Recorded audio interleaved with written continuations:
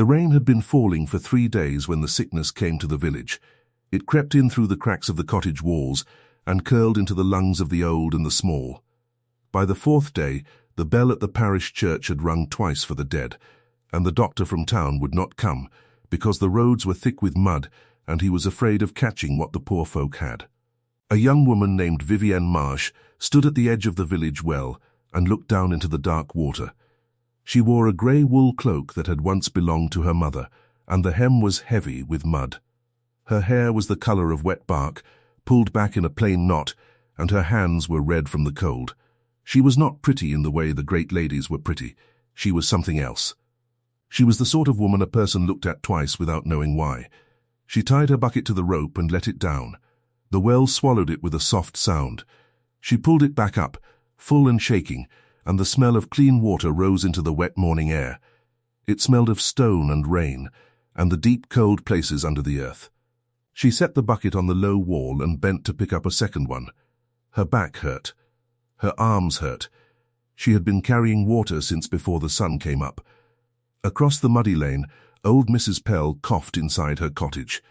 The sound came through the thin walls like the bark of a small dog. Vivienne lifted the 2 buckets, one in each hand, and walked toward the door. The water sloshed against her skirt. Her shoes made wet sounds on the path.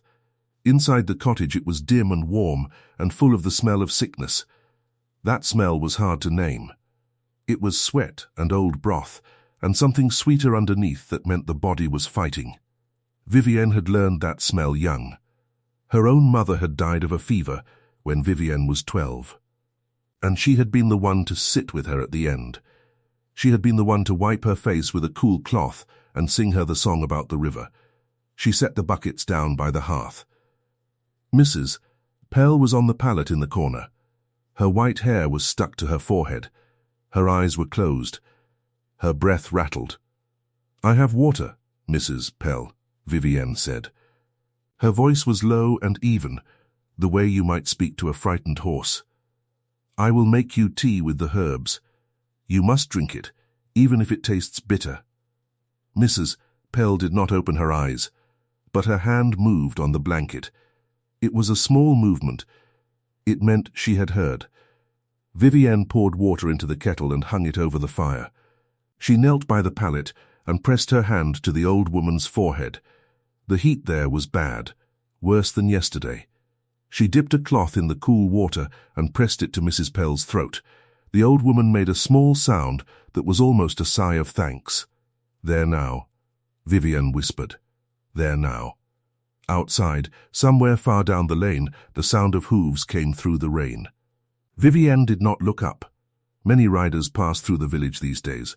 Soldiers, merchants, men running errands for the great house on the hill. She had no reason to care who it was.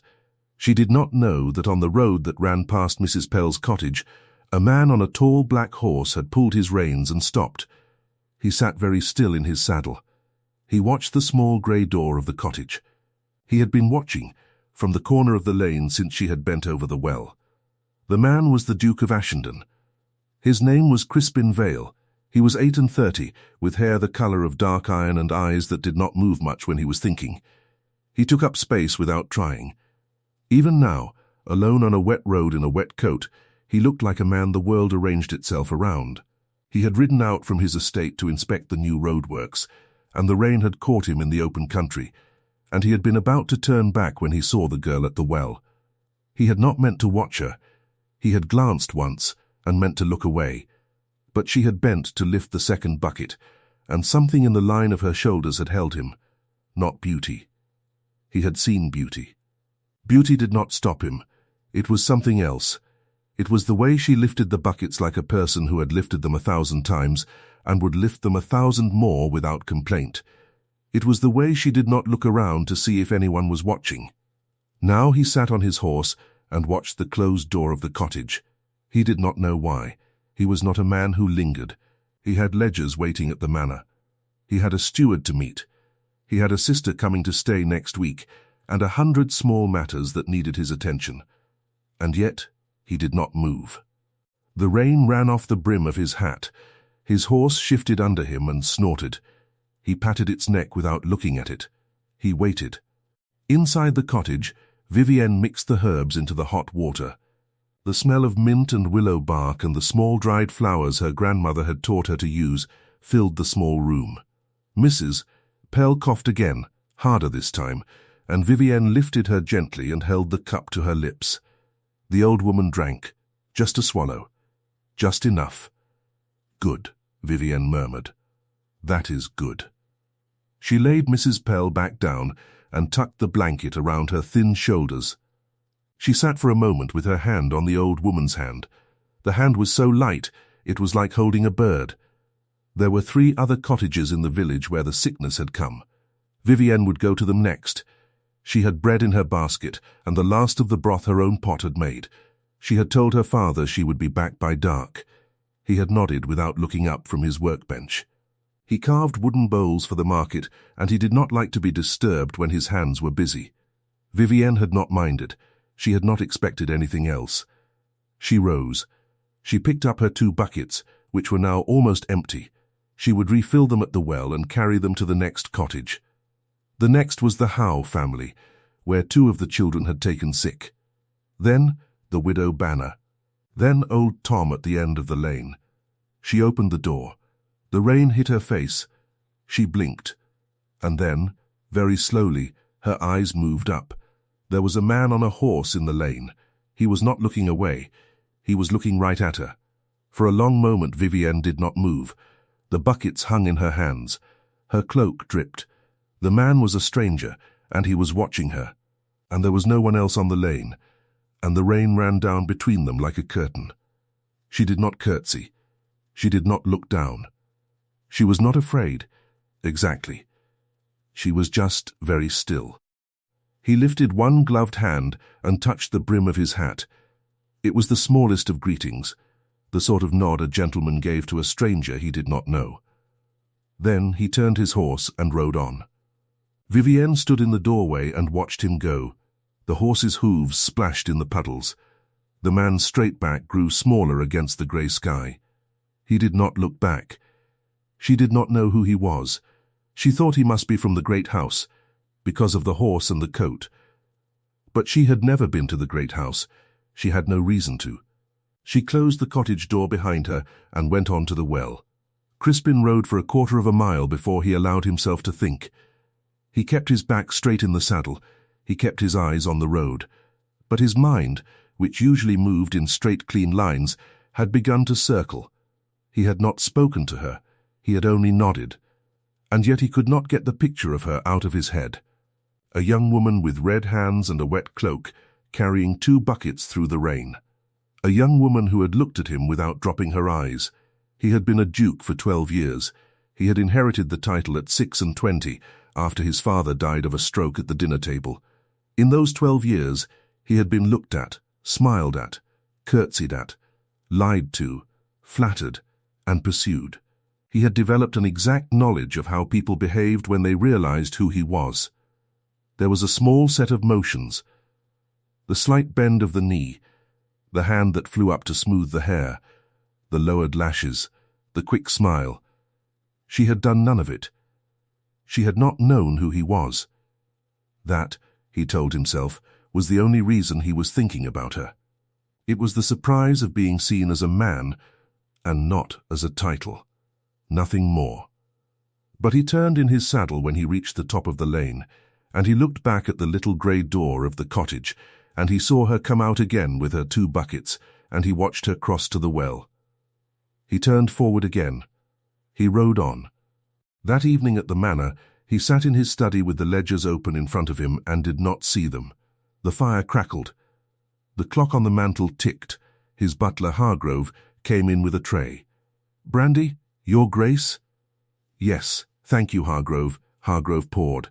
He did not leave. He stood for a moment with the decanter in his hand. He had been at Ashenden since Crispin was a boy.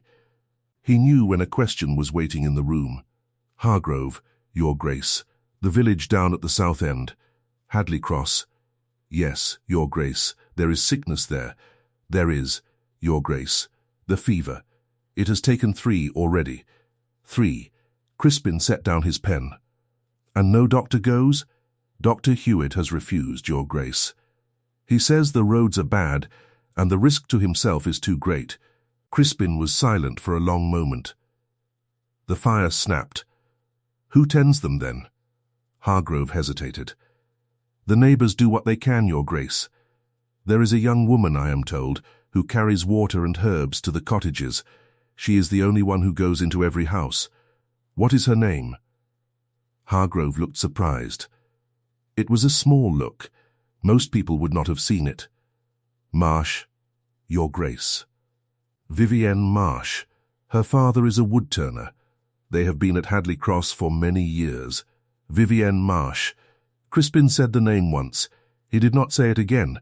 He picked up his pen. Thank you, Hargrove, that will be all. Hargrove bowed and left. Crispin did not return to the ledger. He sat for a long time with the brandy untouched and stared at the fire.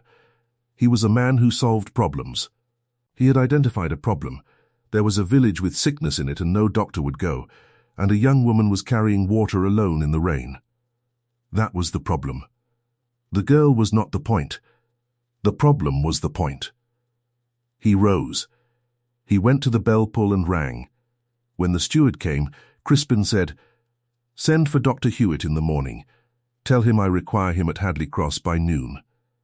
Tell him I will pay him triple his usual fee, and I will send my own carriage to fetch him, so he does not have to spoil his own horses on the road. Tell him also that if he refuses I shall write to the College of Physicians in London and ask them to send a man who is not a coward." The steward blinked once. "Yes, Your Grace." "And send Mrs. Tilney from the kitchens with 2 hampers of broth and bread. And blankets. As many as we have to spare. To every cottage where there is sickness." "Yes, Your Grace." "That is all." The steward left. Crispin sat back down. He picked up his brandy. He drank it slowly. He did not tell himself he had done it for her. He did not tell himself anything at all. The next morning Vivienne was already at Mrs. Pell's door when the carriage from the great house came rattling down the lane. She had not slept much. She had spent half the night at the Howe cottage, where the smaller boy had grown worse, and she had been at the well since before dawn. She straightened up with her bucket and stared. A carriage. A real carriage with a crest on the door, and out of it came not one, but 2 men. One was a thin gentleman in a dark coat she did not know. The other was a stout woman with a basket on each arm and a kindly face that did not quite hide her nervousness about the rain. The thin gentleman approached. He gave a small bow. "Miss Marsh, I believe?" Vivienne set down her bucket. The handle had pressed a deep red line into her palm. "I am Vivienne Marsh. I am Dr. Hewitt. I have been sent for, by His Grace the Duke of Ashenden, to attend the sick in this village. I am told you know which houses I must visit first." Vivienne stared at him. The rain ran down her face. The doctor. The doctor had come. The doctor who had refused for 4 days had come this morning in a carriage with a crest on the door, and he had said the name, the Duke of Ashenden. She did not know that name well. She had heard it spoken once or twice in the village as the man at the great house on the hill, the man who owned the lands and the road and probably the very water in her well. "Yes," she said. Her voice was steadier than she felt. "Yes, this way. Mrs. Pell is worst. Then the Howe children. Please come." The stout woman from the kitchens of the great house was already moving with her hampers. The smell of fresh bread came out of the baskets. It was a smell that did not belong to a sick room. It was a smell of warmth and yeast and butter, and it made Vivienne's eyes sting for reasons she could not have explained. She led them to Mrs. Pell's door. For the rest of that morning, Vivienne moved between houses with the doctor and the woman from the manor. The doctor was not a kind man. He did not soften his voice for the sick, but he knew his work, and he did it, and the broth from the manor went into bowls and the blankets went onto pallets, and by midday Mrs. Pell had opened her eyes and asked for her dead husband by name, which was a strange thing but a good one, because it meant her mind was coming back. At noon Vivienne stood in the lane and watched the doctor's carriage drive away. He had said he would come again the next day. He had said it without warmth, but he had said it. She turned to the stout woman who was packing the empty baskets back into a second small cart. "Please," Vivienne said. Her voice was low. "Please tell His Grace the Duke that the village thanks him." The stout woman smiled a tired smile. "I shall, miss, but I think His Grace would not want you to call it thanks. He would call it what was needed doing." Vivienne thought about that for a long time after the cart had rolled away. She thought about it as she carried more water to Mrs. Pell. She thought about it as she stirred the new broth into a clean cup. She thought about it as she walked home through the wet dusk, with her empty buckets clinking against her knees. She did not know that the Duke had ridden out again that morning to the works on the road, and that he had passed the carriage going the other way, and that he had nodded once to the doctor through the window without slowing his horse. She did not know that he had looped his ride home so that it passed the lane of Hadley Cross again, and that he had pulled up at the same corner he had stopped at the day before, and that he had watched her come out of the Howe cottage with her empty hampers and her tired shoulders. She did not see him. He had stayed in the shadow of the alder trees. She did not know that he followed her home that evening. He did. He kept his horse at a walk, far back along the lane. He told himself he wanted to see where she lived, because if there were more help needed, he would need to know where to send it. He told himself a great many things. She lived in a small cottage at the very edge of the village, where the lane turned to a footpath and the footpath went out into the fields. A single candle burned in the window. The door was made of dark wood, weather cracked. The thatch needed mending.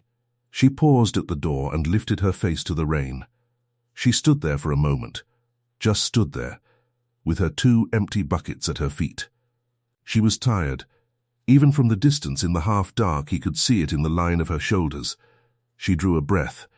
He could not hear it, but he saw her chest rise and fall. Then she opened the door and went inside. The light from inside fell across the wet ground for one moment before the door closed. In that moment, Crispin saw a glimpse of the cottage's one room. A workbench. A fire. A bent figure at the bench, which must have been her father. No greeting that he could see, no voice raised in welcome. The door closed. Crispin sat on his horse in the dark for what must have been 5 minutes. The rain fell. The horse shifted. He did not move. Then he turned the horse and rode home. That night he did not sleep well. He told himself it was the rain.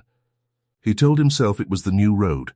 He told himself it was his sister, who would arrive on Friday and who always brought a kind of weather with her. Toward morning he sat up in his bed and put his head in his hands and admitted to himself, in the dark of his own room, that he had been following a young woman home like a man with no manners. He admitted it once, and then he set it aside, because admitting things to oneself did not change what one had to do. What he had to do was nothing. She was a woodturner's daughter. She carried water for the sick. She did not know him. He was a duke. He was 38. He had a sister to host and a road to oversee, and a tenant dispute at the North Farms, and a list of duties that ran from morning to night. Whatever had moved in him at the sight of her bending for her bucket would have to be put away. He was a man who put things away. He rose. He dressed. He went down to his study and began his day. 3 days passed. The sickness in Hadley Cross slowed. Mrs. Pell sat up and ate a little broth on her own. The Howe children opened their eyes. Old Tom did not live, and the bell rang for him on the Friday morning, and Vivienne stood in the rain at the small churchyard with her hands folded and watched the box go into the ground. She did not weep. She had liked old Tom. He had given her a wooden whistle when she was 7. But she did not weep. There would be time for that later. She walked home alone after the burial. She did not know that across the green, by the light gate, a tall man in a dark coat stood under the yew tree and watched her go. He did not approach. He had not come to the funeral as a mourner. He had come because the parson had sent word that old Tom was tenant on his lands, and because a duke owed the dead his presence. He could have left after the service. He did not. He stood under the yew tree and watched a young woman with red hands cross the green alone. He could not say why he kept doing this. That afternoon, Vivienne was sent for. A boy ran to her cottage with the message. He was the baker's son, breathless from running. The housekeeper at the great house wanted her, he said. There was a girl up there sick with the same fever, a kitchen girl, and they had heard at the manor that Vivienne Marsh was the one who knew what herbs to use. Vivienne stood in the doorway with her hand on the frame. Her father did not look up from his bench. The shavings on the floor curled around his feet. "I will go," she said. Her father grunted. She tied on her cloak. She filled a small basket with her dried herbs and her clean cloths. She set out up the long lane that went up the hill to the great house. She had never walked it before. The lane was lined with old oaks. The mud was thick. By the time she reached the gates, her hem was black to the knee. The gates were tall iron. They stood open. Beyond them was a sweep of gravel and a great pale house with many windows. She had seen the house before, from a distance, but she had never been close to it. Up close it was bigger than she had pictured. The windows reflected the wet sky. The front door was made of dark oak studded with iron. She did not go to the front door. She knew better. She found her way around to the kitchen yard, where a wide door stood open and the smell of bread and roasted meat came out into the rain. A red-faced cook met her there and took her in. The kitchen girl's name was Tess. She was 13. She lay on a small bed in a small room behind the laundry, and her face was hot, and her breath rattled. Vivienne knelt by the bed and did what she had done 100 times in the past week. She mixed the herbs. She made the tea. She wiped Tess's face with a cool cloth and spoke to her in a low, even voice about nothing in particular, about the geese on the green and the way the rain made the hedges shine. She did not know that down the long corridor, in the great hall. The Duke had been told she was in the house. Hargrove had brought him the news in his usual flat voice. "Your Grace, the young woman from the village, Miss Marsh, has been sent for to attend Tess Hibble in the kitchen quarters." The housekeeper believed it best. Crispin had been sitting at his desk. He had set down his pen. "Tess is the small girl with the freckles," he had said. "She has been here since she was 11. "Yes, Your Grace." "She is from Hadley Cross." "Yes, Your Grace." Crispin had stood. He had walked to the window. He had looked out at the wet park. "Hargrove, Your Grace. I am going to walk in the garden. If anyone needs me, I am in the rose walk." Hargrove had bowed and gone. Crispin had not walked in the garden.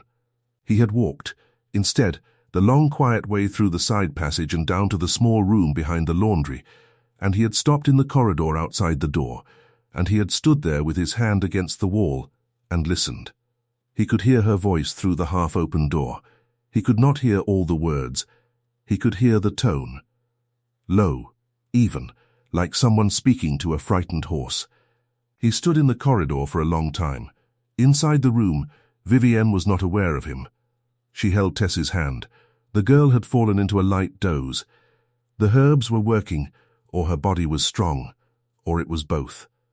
Vivienne sat on the small stool by the bed and watched the small chest rise and fall. The room was warm. There was a smell of clean linen, and of the bunched lavender hanging from a beam, and of soap. Even the sick room in this house smelled clean. The thought made her tired in a way she had not been tired before. She did not know how long she sat there. She knew the rain had grown softer outside the small high window. She knew the candle on the chest had burned an inch down. After a while she rose, very quietly, so as not to wake Tess. She turned to the door. The Duke was standing there. He was not in the room. He was in the corridor. The door was half open. He had not entered. He was simply there, as if he had been there for some time and was not going to pretend otherwise. Vivienne stopped. For a moment neither of them spoke. The small candle in the chest flickered. She knew him. She had only seen him once. She had only seen him for a moment in the rain 3 days ago, on a horse, at the corner of her lane. But she knew him. He saw her recognize him. He saw her not curtsy. He saw her not lower her eyes. He spoke first. His voice was lower than she had expected. "Miss Marsh." Your Grace. She did curtsy then, because not to do so would have been an insult, and she did not insult people on purpose. But she did not bend deeply, and she came up out of it quickly, and her eyes met his again. How is she? She will live, I think. The fever is breaking. She must drink as much as she can, and she must rest. The herbs are on the table. Whoever sits with her tonight must give her a cup every hour. He nodded slowly. Thank you. I am glad to do it. You have been doing it for a week. In your own village. Without help? She looked at him. The candle popped softly. There was no help to be had, she said, until you sent the doctor. He did not answer that. He looked at her for a long moment. She felt the weight of his gaze. It was not unkind. It was not flattering. It was simply a steady, careful look, the kind you gave a thing you were trying to understand. Will you take refreshment before you go home? He said. The kitchen will give you whatever you wish, and I shall send you home in a carriage. The lane is too dark and too wet for you to walk. She felt a small, bright spark of pride flare up. She put it down. He had not said it as a kindness. He had said it as a fact, as the only sensible thing. Thank you, she said. I will accept the carriage. He nodded once. He did not say anything else. He stepped back from the doorway and let her pass. She passed him in the corridor. He was taller than she had thought. She did not look up at him as she went by. But she felt him beside her. She felt the slight warmth of his coat as her shoulder almost brushed it. She smelled rain and wood smoke and something underneath she could not name. He stood there after she was gone. He did not move for a long time.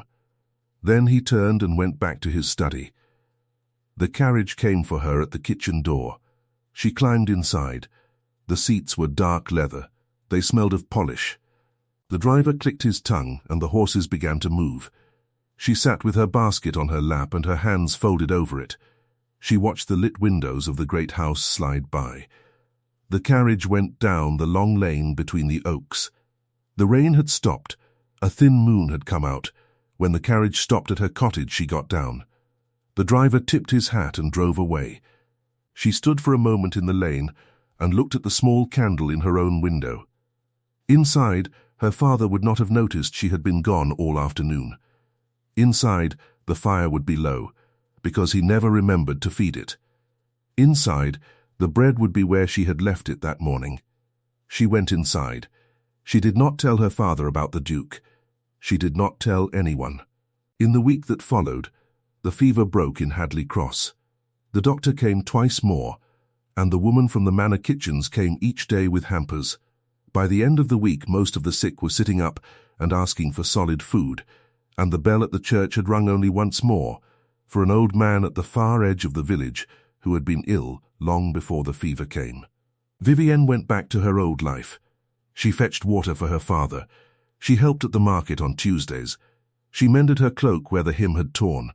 She did not go to the great house again. Tess sent word through the baker's boy that she was well and that she sent her thanks. Vivienne did not see the Duke for 9 days. On the 10th day, she saw him in the village. He was on horseback. He was riding through, slowly, the way a man does when he wants to look at a thing without being seen looking. She was at the well. She had bent to set down her bucket, and when she straightened he was there, 20 paces off, at the corner of the lane. She did not lift her hand. She did not curtsy at that distance. She only looked at him, and he looked at her, and the moment stretched. He touched the brim of his hat. Then he rode on. She stood by the well with her empty bucket and felt her heart beat slowly and hard against her ribs. She did not know what was happening to her. She told herself it was nothing. She told herself a great many things. That evening, as the dusk came down, the baker's son came running to her cottage again. Miss Marsh. Miss Marsh. He had a folded square of paper in his hand, from the great house. She took it. She felt the weight of it. It was thick paper, the kind that crackled when you opened it. She broke the seal. The seal was a wolf's head pressed into red wax. She had never had a sealed letter in her life. The note was short. The handwriting was strong and slanted. "Miss Marsh, I am told there is a child at Penny Lane who was caught in the rain and is now ill. The doctor cannot go until morning. I send a hamper and ask if you will go tonight. A carriage waits at the green. A." She read it twice. She folded it. She put it in the pocket of her apron. She went to fetch her cloak. She did not stop to wonder why the Duke wrote to her in his own hand. She did not stop to wonder why he called it "I send a hamper" and not "I have sent a hamper." She did not stop to wonder anything. There was a child sick. The carriage was waiting. She went. The child at Penny Lane was the wheelwright's daughter, 8 years old, with a fever that had come on suddenly that afternoon. The mother was beside herself. The father had broken his arm 2 months back and could not work, and the family was hungry, and the fear of losing the child on top of all that hunger had turned the mother's face white as paper. Vivienne sat with the child until midnight. She bathed her face. She made the tea. She sang the river song. The fever was not as bad as she had feared. By midnight the child was sleeping. Vivienne stood up. She turned to the mother. "She will be well in the morning. Make her drink as much as she will. I will come again at dawn." The mother caught Vivienne's hand. "God bless you, miss. God bless you." Vivienne did not know what to say. She pressed the woman's hand and went out into the night. The carriage was waiting. The same dark leather. The same smell of polish. The driver tipped his hat. She climbed in. But the carriage did not turn toward her cottage. It turned the other way. Up the long lane. Toward the great house. She rapped on the roof. "You have mistaken the road. Mine is the other way." The driver's voice came through the small hatch. "His Grace's orders, miss. You are to come to the house. There is a meal waiting. He says it is too late an hour for you to go home with nothing in your stomach." Vivienne sat back. Her hands tightened in her lap. She thought very clearly that she should be angry. She thought that it was not his place to order her where she went. She thought that he should have asked. But under that thought there was another, quieter thought. He had remembered her hands. He had remembered, perhaps, that she would not have stopped to eat before going out. He had remembered, perhaps, the long walk back. He had remembered the cold. The carriage rolled up the long lane between the oaks. The lit windows of the great house came into view. She was taken in not by the kitchen door but by a smaller side door, and led by a maid up a back stair, and brought along a corridor to a small room with a fire and a table set for one. A bowl of soup, fresh bread, a glass of wine, which she did not touch, a plate of cold chicken. She stood by the table. She did not sit down. The Duke came in. He had taken off his coat. He wore a plain dark waistcoat over a white shirt. His hair was damp at the ends, as if he had washed his face just before coming. He looked tired. She did not curtsy. She did not look down. "Your Grace." Her voice was even. "I do not understand why I am here." He shut the door behind him. He stayed by the door. He did not come close to her. "You are here," he said, "because you have not eaten since this morning, and you would not have stopped to eat at home, and your father would not have thought to make you a meal. You are here because it is past midnight and you have been at a sickbed for 4 hours, and I would not have you walking the lanes in the cold. That is all." She looked at him. The fire snapped behind her. "How do you know my father would not have made me a meal?" He met her eyes. He did not look away. "I followed you home the first night," he said. His voice was very quiet. "I saw the door open. I saw inside. I saw your father at his bench. I saw what was there and what was not there. I should not have done it. I have not done it again. I tell you now, because I will not have anything between us that is not honest." The room went still. She did not move. She did not breathe for a moment. Her hand pressed against the edge of the table. "You followed me," she said. Her voice was low. "I did. In the rain. From the cottage. From the lane outside the cottage to the door of your own house. Why? I do not know." He said it plainly. He did not look away from her. I have asked myself that question. I have given myself many answers. None of them are the whole truth. I think the truth is that I saw you carry 2 buckets through the rain, on a day when no one else would help. And something in me would not let me ride away. She did not answer. She was very still. The fire snapped. He went on, slowly. I have done you no harm. I have spoken of you to no one. I have sent the doctor because the doctor was needed. I have sent the hampers because the people were hungry. I have sent for you tonight because a child was sick. None of these things were done for you. They were done because they were what needed doing. But I would not have you find out, later from a servant, that I had stood at the end of your lane in the dark. I would not have it lie between us. So I tell you now. She thought of the moment in the rain, his hand at his hat, his face under the brim. She thought of the corner of the lane. She thought of the alder trees. She drew in a slow breath. She let it out. You should not have done it, she said. I know. Even with no harm meant, you should not have followed me. I know. If I had seen you, I would have been afraid. I know. She looked at him for a long moment. She thought about turning around and walking out of the room. She thought about saying she would not come to the great house again. She thought about being very angry, because anger was simple and warm, and what she was feeling was neither. She was not afraid of him. She was something more complicated than afraid. She was tired and hungry and her hands hurt, and a man with a duke's title had just told her the truth when he could have lied easily. He had told her a thing that made him look badly. He had told her without softening it. She sat down at the table. She did not look at him as she did it. She unfolded the napkin. She picked up the spoon. The soup smelled of broth and herbs and cream. Her stomach turned over with sudden hunger. Sit down, she said.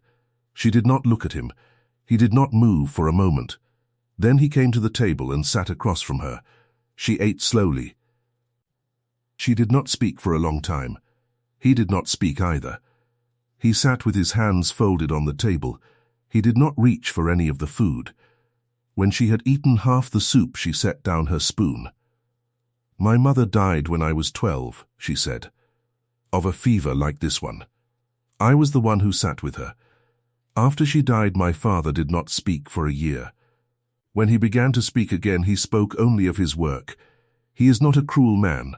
He is a sad man. There is a difference. He nodded once. I do not need to be rescued, she said. I know. I do not want to be. I know. And I do not need a duke to follow me in the rain. I know. She looked at him then. But you came, she said, when the doctor would not. You came that very night. You sent him by morning. You did it because it needed doing, not because of me. Yes, he said. And tonight you sent the carriage to Penny Lane. Yes, for the child. For the child. She nodded slowly. She picked up the bread.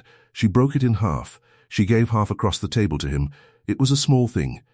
She did it without thinking. He took it. His fingers brushed hers. The contact was a half-second. He did not hold on. He ate the bread. So did she. I will go home now, she said when the bread was gone. The carriage is at the door. I shall come tomorrow to the wheelwright's child. I know. She rose. He rose with her. She walked to the door. She paused there with her hand on the frame. She did not look back. But she spoke. You will not follow me home tonight.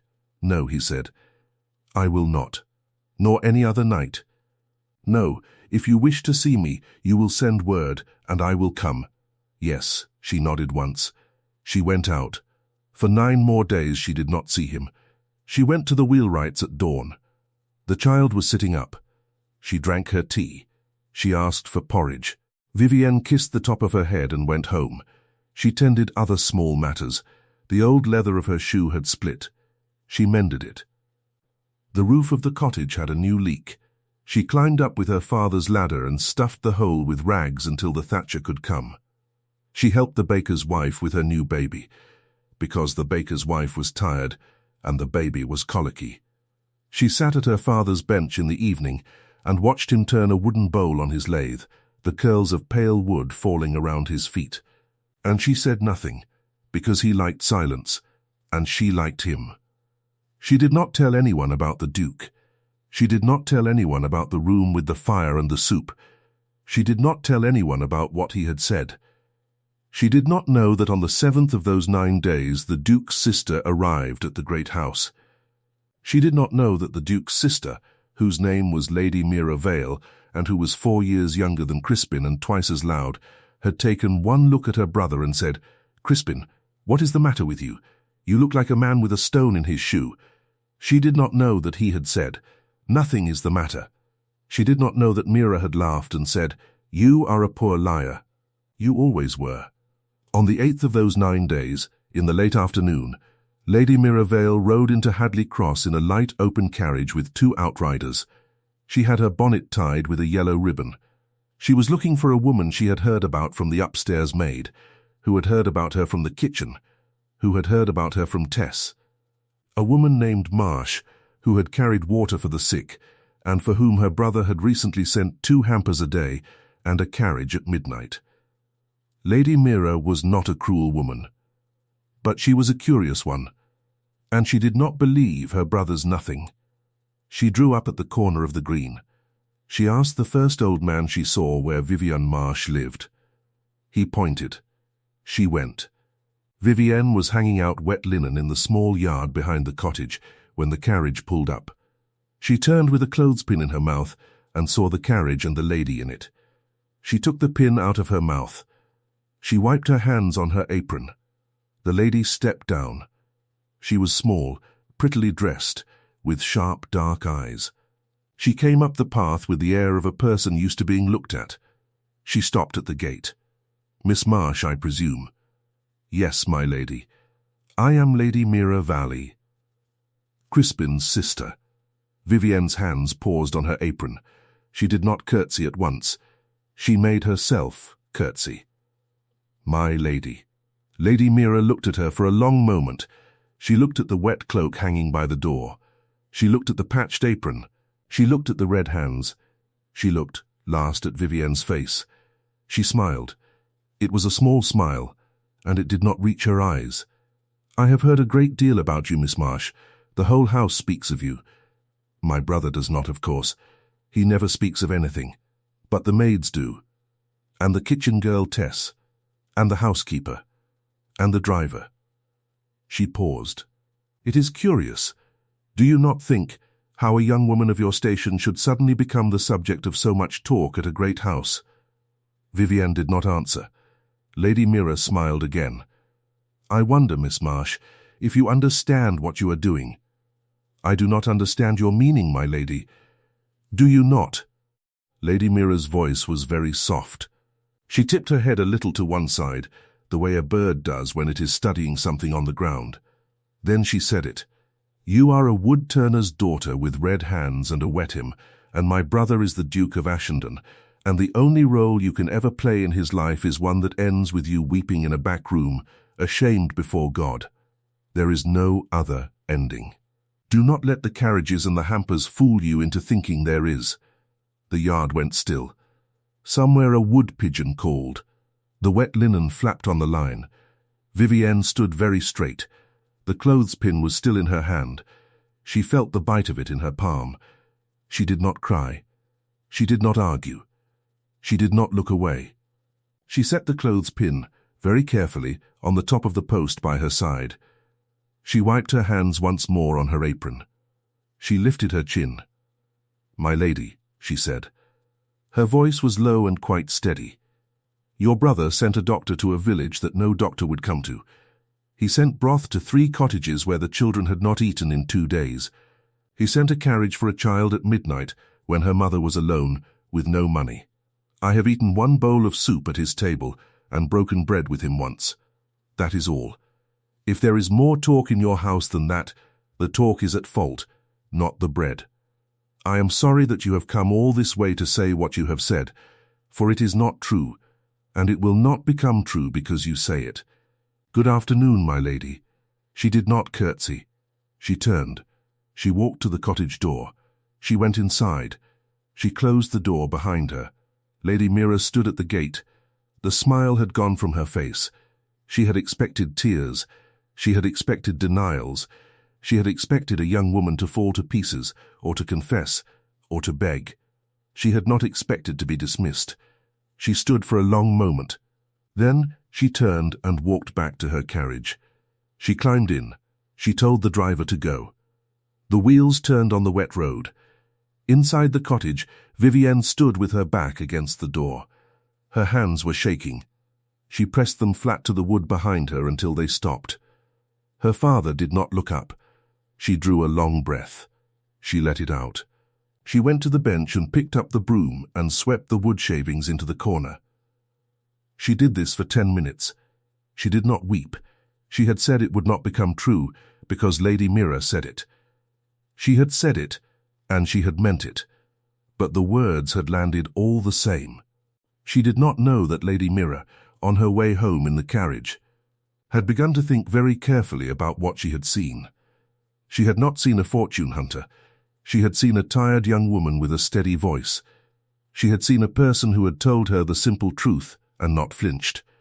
Lady Mira was not a cruel woman. She had said a cruel thing because she had been afraid. She had been afraid of what her brother might do. By the time the carriage reached the great house, Lady Mira was sitting very still, with her gloved hands folded in her lap, and she was thinking about how she would explain herself to a woman she had insulted in her own yard. She did not, that night, tell her brother what she had done. But she did tell Hargrove, in passing, that she had paid a call at Hadley Cross. Hargrove, who missed nothing, looked at her steadily and said, "Was Miss Marsh well, my lady?" "She was very well, Hargrove, very well indeed." Hargrove had nodded and gone away. He had told the Duke, with no expression at all, that Lady Mira had driven to Hadley Cross that afternoon. Crispin had set down his pen. He had looked at Hargrove. "And?" he said. "And, Your Grace, I do not know what was said. But the lady returned earlier than she went, and she did not laugh, and she has not laughed since." Crispin had risen. He had walked once to the window. He had walked back. "Saddle pilot," he said, "I am riding to Hadley Cross. Your Grace, the sun is almost down." "Saddle pilot." He rode. He went the long way, by the river road, because he did not trust himself to ride past the cottage in daylight. He arrived at the village in the soft grey hour after sunset. He pulled up at the corner of the lane that ran past the well, at the corner of the lane he had stood at twice before. He waited. He did not have to wait long. Vivienne came out of the cottage with a small bundle of mending in her hand. She was walking to the seamstress's house at the other end of the lane.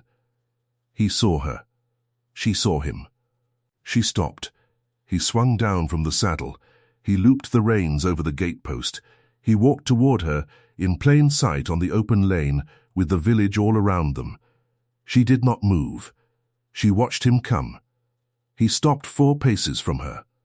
"Your sister came to see me today," she said. "I know. She said unkind things. I am sorry. I will not apologize on her behalf, because that is not my place.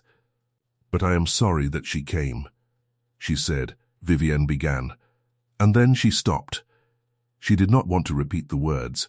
They were ugly, and they were not hers. She drew a breath. She said, she went on, that there was only one ending for me, in any story that touched your house. She said it would be a back room and shame.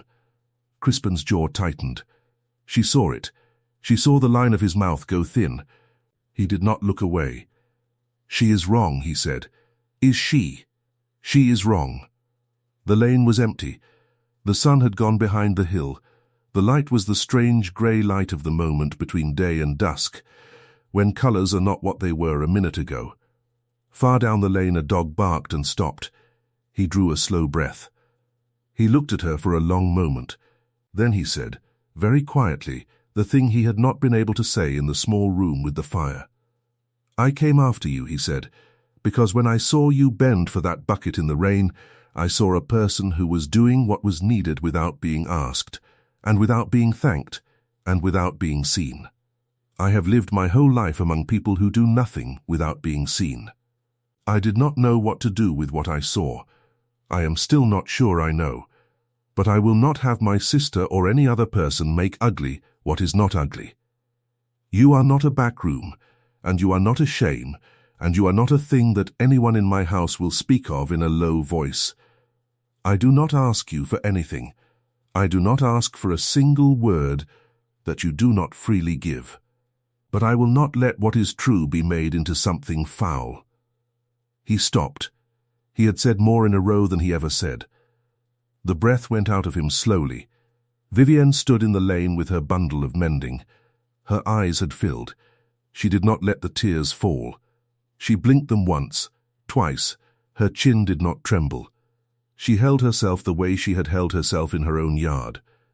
The way she had held herself at her mother's grave. The way she had held herself at every difficult moment in her life. Upright, steady. You should not say such things to me in the lane, she said.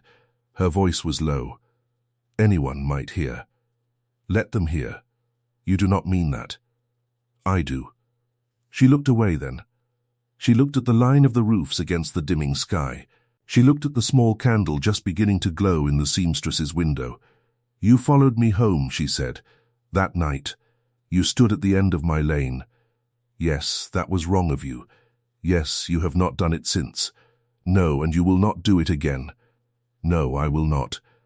She looked back at him. The grey light of the dusk lay on his face. He looked, in that light, like a tired man. Not like a duke. Like a man. Why did you ride out tonight? She said. To say what I have just said. In the lane. In front of God and anyone. In the lane. Yes, she drew a breath. The air smelled of damp earth and wood smoke from the village fires and, faintly, of his horse. She felt her own heartbeat in her wrist, in the hand that held the mending. The world had narrowed to the 4 paces between them. What do you want? She said. He did not answer at once. He looked at her. He did not look away. He spoke slowly. He spoke as if he were figuring out the answer as the words came. I want, he said, to be allowed to call upon you. Properly with your father's leave if he will give it. I want to know what you think about things. I want to sit in the same room as you and not speak, if that is what is wanted. And I want sometimes to speak and to be answered. I want nothing that you do not freely give. I want nothing in a back room. I want everything in the open. I do not know how this ends. I am not a young man with a head full of weather. I am 38, and I have been alone in a great house for 12 years. And I have looked at many people and never wanted to know what any of them thought. And then you bent for a bucket in the rain. And I find that I want to know what you think very much. It was the longest speech he had ever made. He stopped. He looked at her. He did not press her for an answer. She stood with the mending in her hand and the dusk around her shoulders. The seamstress's small candle glowed at the end of the lane. She said, after a long moment you may call. With my father's leave, if he will give it. Thank you.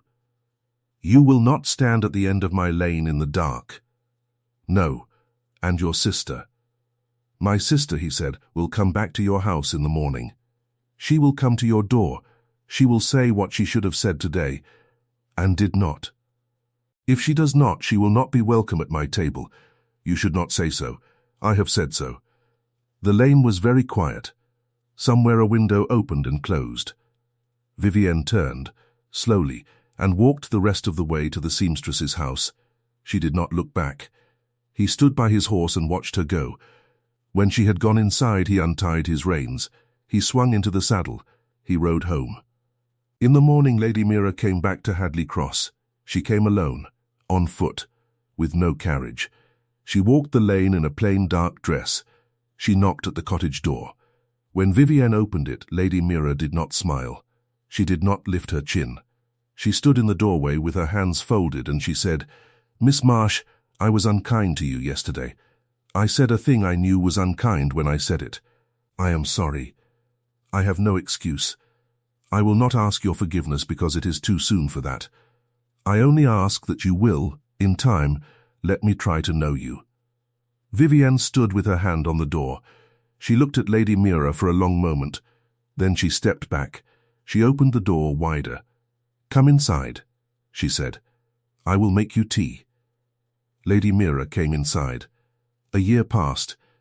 It was not an easy year. The village talked. Of course it talked. A woodturner's daughter did not become a thing the Duke of Ashenden called upon without the village talking. There were some who said cruel things.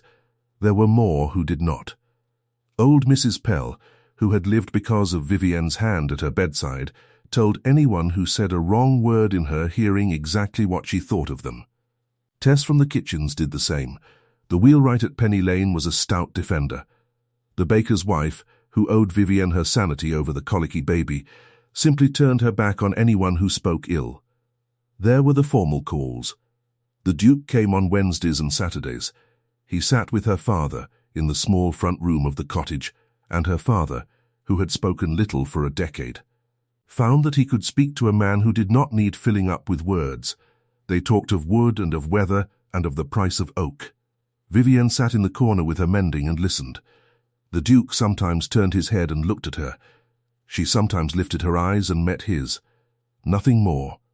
There were the walks. He took her, with Lady Mira as a chaperon for the look of the thing, in the lanes around Hadley Cross. They walked and they talked.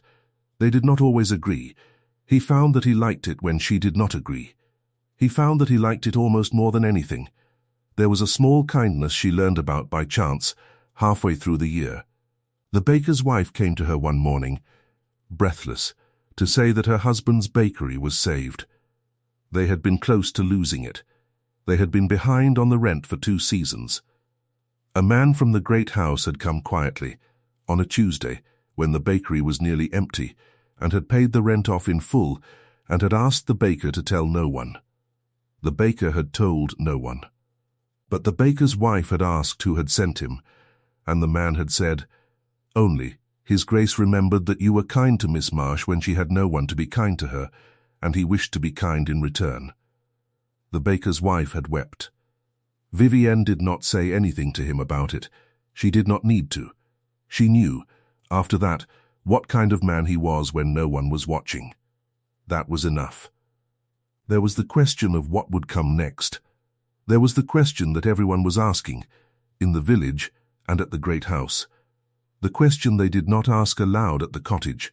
The question Vivienne herself did not ask aloud, even to her own heart, because the answer was a thing too large to look at directly. One evening, late in the autumn, almost exactly a year from the day he had first seen her bend for the bucket, he came to the cottage. It was Wednesday. He sat with her father. They spoke of wood. After an hour, her father, who had grown a little better at speech, said he would go to bed, and he wished them both a good night, and he went. The Duke did not leave. He sat in his chair by the fire. He looked at her. She set down her mending. He rose. He came across the small room. He did not kneel. He stood in front of her chair. He looked down at her. The firelight was on his face, and his face was, for a moment, a young man's face. He looked, in that moment, like a man who was about to lose something, or win something and did not know which. He said, "Miss Marsh, Vivienne, will you marry me?" He did not say it as a question. He said it as a fact set out for her to look at. He said it without flourish. He said it the way he said everything, plainly, as if the world were a thing made of straight lines. She did not answer at once. She looked up at him. The fire snapped behind her. The room smelled of wood smoke and lavender and, faintly, of the soap he had begun to use, which she had learned to know. She thought of the rain a year ago, and the 2 buckets, and the cottage door, and the moment she had lifted her eyes and seen a stranger on a horse. She thought of Mrs. Pell's hand on the blanket. She thought of the small candle in her own window seen from the end of the lane. She thought of the bread broken across the table. She thought of the lane in the dusk and his voice saying, "Let them hear." She rose from her chair. She did not throw herself at him. She did not weep. She stood in front of him with the mending fallen at her feet. She lifted her hand. She set it, very carefully, against his cheek. It was the first time she had touched him on purpose. He closed his eyes. "Yes," she said quietly. "I will." He opened his eyes. He covered her hand with his own. He did not kiss her. He did not need to. He held her hand against his face for a long moment, and she felt the warmth of his skin and the slight roughness where he had not shaved closely enough that morning, and she heard his slow breath, and she felt the small, steady knock of his pulse under her palm. That was the moment. That was the moment that no one in the world but the two of them ever saw. Outside, in the lane, no horse stood at the corner. No one followed anyone home in the rain. The lane was empty. The candle burned in the window. The wind moved in the thatch. Inside, a young woman who had carried water for the sick stood with her hand on the face of a man who had once followed her home without her knowing, and who had ever since walked beside her in the open, in the light, in the daytime, in front of God and anyone who cared to look. He was no longer a man who followed. He was a man who came when he was asked, and who waited when he was not asked, and who did, quietly, the things he saw needed doing. He was the man the bucket and the rain had made him become. A year and a day after their first meeting, they were married in the small church at Hadley Cross. The bell rang for them in the same tower where it had rung for the dead in the fever week. Mrs. Pell sat in the front pew in a clean black bonnet and wept loudly through the whole service. Tess wore a new ribbon. The wheelwright's daughter, who was 9 now and well, carried a small posy of late roses up the aisle. The baker's wife held her baby on her hip, and the baby did not cry, which the baker's wife told everyone was a sign. Lady Mira sat in the front pew on the other side and did not weep, because she had decided long ago not to weep at weddings, but she held her brother's gloves, and her hands shook a little around them. Vivienne wore her mother's grey wool cloak over a plain pale gown her father had paid for with his own savings, which he had brought out, blinking, from a box under his workbench. She did not wear it because she could not have worn finer. The Duke had offered, gently, anything she wished. She wore it because she had carried water in that cloak, and the cloak had been her mother's. And she did not need anything finer to walk down a small church aisle to a man who would not have cared if she had walked down it barefoot. The Duke wore a dark coat and stood very straight at the front of the church. When he turned and saw her come in, his face did not change much, only his eyes. His eyes did the thing they had done at the door of Tess's sick room, the thing they had done in the lane in the dusk. They went steady. They went still. They did not look away. The village said afterward that no duke had ever looked at any woman the way he looked at her that morning. The village said many things. Most of them were kind. Those that were not kind were said quietly and not often, because Mrs. Pell did not allow it. That night in the great house on the hill, in a room where a fire had been built up high against the autumn cold, Vivienne stood at a window with her new husband behind her. She was watching, far down in the dark park, the line of small lights that marked the lane to Hadley Cross. He stood at her shoulder. He did not speak. He did not need to. His hand was on the back of her neck, light and warm, the way one rests a hand on a thing one has been given. She leaned back against him. He held her there. In the lane below, in the village, the candles burned in the cottages of the sick who had lived. Mrs. Pell slept in her clean bed. Tess slept in her little room behind the laundry. The wheelwright's daughter slept curled around her posy. The baker's wife slept with her baby in the crook of her arm. The bell of the small church rang the hour, and the sound travelled up the hill and across the park and reached the window where Vivienne stood, soft and far. She thought of the first morning, the buckets, the rain, the cold of her own red hands on the well rope. She thought of how she had not known, then, that anyone was watching. She thought of how, all that day and the next, she had been walked toward a kindness she had not asked for and would not have dared to want. She had carried water for the sick. She had not known the Duke followed her home. Now she knew. And he stood behind her. And the night was quiet. And the lane was hers, and his, and theirs. And the bell of the small church rang once more in the dark. Thank you for staying with this story until the very end. If this moved you, please like, share and subscribe. Your support keeps these stories alive.